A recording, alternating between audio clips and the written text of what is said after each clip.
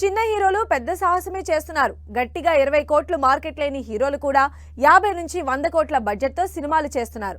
Star హీరోలే cinema అటు ఇటు అయితే కష్టమని ఆచితూచి బడ్జెట్ పెట్టుకుంటుంటే, ఈ చిన్న హీరోలు మాత్రం కెరియర్లోనే హైయెస్ట్ బడ్జెట్తో సినిమాలు చేస్తున్నారు.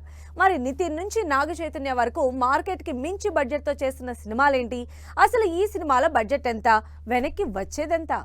మూవీ మేకింగ్ మారిపోయింది. ఒకప్పుడు స్టార్ హీరోలు, పెద్ద హీరోలు మాత్రమే భారీ బడ్జెట్ సినిమాలు చేసేవాళ్లు. కానీ ఇప్పుడు చిన్న హీరోలు కూడా తమ మార్కెట్ కి మించిన బడ్జెట్ తో సినిమాలు చేస్తున్నారు. లేటెస్ట్ గా నిఖిల్ 12 రోజుల యాక్షన్ షూట్ కోసం 8 కోట్లు ఖర్చు పెడుతున్నారు.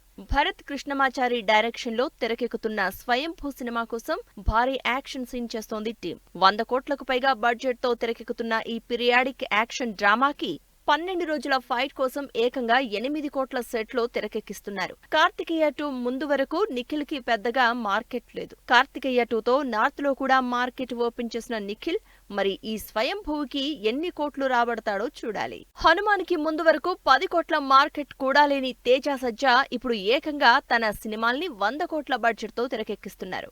ప్రస్తుతం తేజ చేస్తున్న జై హనుమాన్ ని 150 కోట్ల బడ్జెట్ తో భారీగా నిర్మిస్తున్నారు. హనుమాన్ తో భారీ కలెక్షన్లు రాబట్టిన తేజ మీద 150 కోట్ల బడ్జెట్ అంటే మరీ ఎక్కువేమో అని కొంతమంది అంటుంటే, హనుమాన్ ట్రెండ్ ఇక్కడ కూడా వర్కౌట్ అవుతుందని కాన్ఫిడెంట్ గా ఉన్నారు కొంతమంది.